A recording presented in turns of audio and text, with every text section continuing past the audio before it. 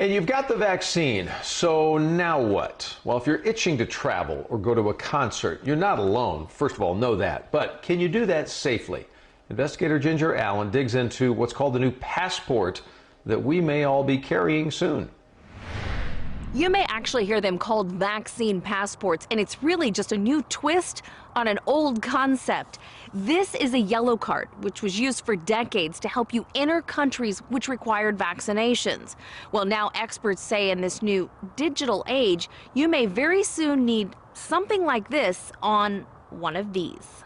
Getting on a plane, going to a game, catching a concert could soon require this. Call it the new version of the old yellow card. It contains a record of all my vaccines. Used by Chris Elliott when he traveled to Africa 3 years ago. The first thing they ask for when you get to customs is show us your yellow card. So you have to have these vaccines before you enter the country. Now, airlines are making an effort to come up with a similar digital solution for the coronavirus, showing your personal details and eventually proof of the vaccine. It's called the IATA Travel Pass. Nick Kareen is with the International Air Transport Association, or IATA. It really is downloading an app, identifying yourself, and then using your health testing or vaccine, embedding it into your app and sharing it with the airlines. Right now, the U.S. State Department requires a negative COVID test for anyone entering the country and recommends a 7-day self-quarantine after the trip.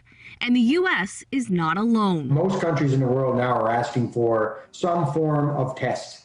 Most are 72 hours prior to departure. In so doing, you need to prove you've had that test. And proving it takes a lot of time, which he says the IATA Travel Pass will speed up. The I-Team has learned the wait time at international terminals can be up to 3 to 4 hours. What we see is that the tighter the requirements for a particular country, the longer it takes to review those documents. Preston Peterson is the Director of Consumer Innovation at American Airlines. American has also created its own version of a digital health passport called VeriFly.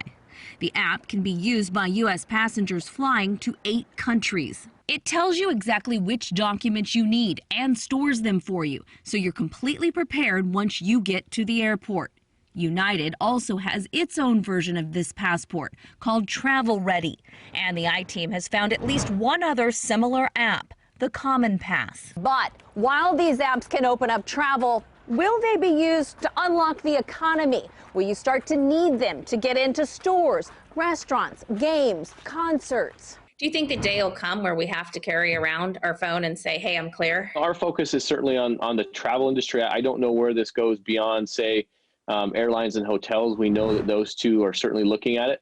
But we know that the VeriFly team has fielded a lot of questions and inquiries from other companies about using their application. The U.S. may be taking cues from other countries. Israel's economy is reopening as more than half the population has been vaccinated. It just released the Green Pass. It verifies a person has been vaccinated and gives those carrying it exclusive entry to newly opened hotels, gyms, pools, and theaters.